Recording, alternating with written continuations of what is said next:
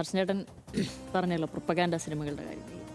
ഇവിടുത്തെ പ്രധാനമന്ത്രി രാജ്യം വലിയ വലിയ ചോദ്യങ്ങൾ ചോദിക്കുമ്പോഴും ഇവിടുത്തെ ആളുകൾ സോഷ്യൽ മീഡിയയിലല്ലാതെയും പ്രതിപക്ഷമൊക്കെ ചോദിക്കുമ്പോഴും അദ്ദേഹം അതിനൊന്നും മറുപടി പറയാറില്ല. പക്ഷേ അദ്ദേഹം പല ഘട്ടത്തിൽ പല ആളുകളോട് ഇങ്ങനെ സംവദിക്കും. അതിൽ സംവദിക്കുന്ന ഒരാൾ സിനിമാക്കാരാണ്.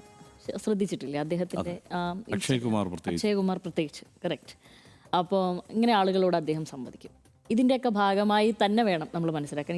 അദ്ദേഹത്തിന് ഇത്തരം താല്പര്യങ്ങളും അദ്ദേഹത്തിന് ഇത്തരം കാഴ്ചകളും ഉണ്ട് എന്ന് നമുക്ക് മനസ്സിലാവുന്നത് ഇതിൻ്റെ ഭാഗമായി പല പല സിനിമകളും ഇന്ത്യയിൽ സംഭവിക്കപ്പെട്ടു ഈ കാലയളവിൽ ഉള്ളിൽ തന്നെ.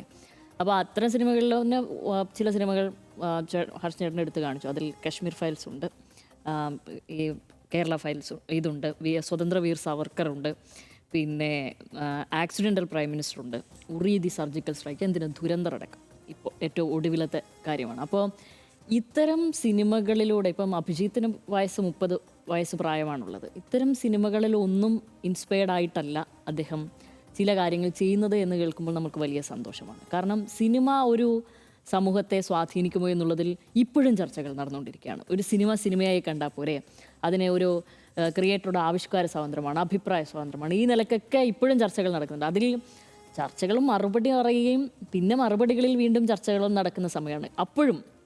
അപ്പോഴാണ് ഈ അഭിജിത് ദീപ്കെ വന്നിട്ട് പറയുന്നത് എന്നെ സ്വാധീനിച്ചിരിക്കുന്നത്, ഭീകരമായി സ്വാധീനിച്ചിരിക്കുന്നത് ഈ സിനിമയാണ്, ഇതിലെ ഇത്തരം അടിസ്ഥാനമായ ചില ആശയങ്ങളാണെന്നൊക്കെ.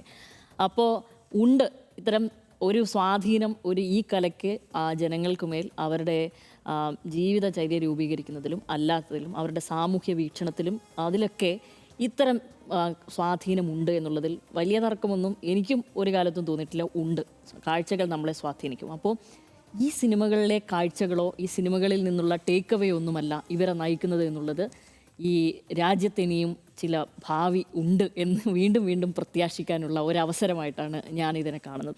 കാരണം എന്നിട്ട് അതിൽ ഇൻസ്പയർഡ് ആയിട്ടാണ് രണ്ടാമത്തെ വിഷയത്തിലേക്ക് അവർ കടക്കുന്നത്. സ്കൂൾ ടീക്കരോ എന്നുള്ളതാണല്ലോ അവരുടെ വീണ്ടും രണ്ടാമത്തെ ഒരു ക്യാമ്പയിനായി CJP മുന്നോട്ട് കൊണ്ടുപോകുന്നത്. അതിലും നമുക്ക് നീതി ആയോഗിൻ്റെ ഈ 80ാം സ്വാതന്ത്ര്യ ദിനാഘോഷ വേളയിലൊക്കെ പല കണക്കുകളും പുറത്തു വന്നിട്ടുണ്ട്. അത് നീതി ആയോഗിൻ്റെയാണ്.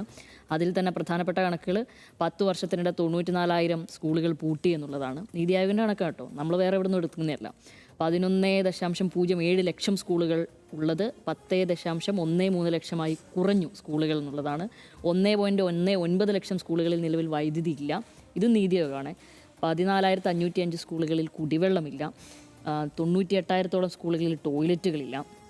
73% കുട്ടികളും ഹൈസ്കൂളിന് മുൻപ് പഠനം ഉപേക്ഷിക്കുന്നു തുടങ്ങി. അത് 2026 പാർലമെൻ്ററി കമ്മിറ്റി റിപ്പോർട്ട് പ്രകാരമാണ്. അപ്പോൾ ഇത്തരം ഗൗരവമായ വിഷയങ്ങൾ കാണുവാനുള്ള അത് അഡ്രസ്സ് ചെയ്യാനുള്ള ഒരു ഇൻസ്പിറേഷൻ എന്നുള്ളത് ഇത്തരം സിനിമകളാണെന്ന് പറയുമ്പോൾ തീർച്ചയായും സിനിമ എടുക്കുന്നവർക്കും ഇനിയായാലും നിങ്ങളൊരു സിനിമ എടുക്കുമ്പോൾ തീർച്ചയായും ആലോചിക്കേണ്ടത് നമ്മൾ എന്തെങ്കിലും ഒരു വാക്ക് പറയുമ്പോഴോ ഏതെങ്കിലും ഒരു സീനോ ഒക്കെ ആയിരിക്കാം വലിയ വലിയ മാറ്റങ്ങൾക്ക് വഴിവെക്കുന്നത് എന്ന് ആലോചിക്കണമെന്നാണ് എനിക്കും ഈ ഘട്ടത്തിൽ തോന്നുന്നത്.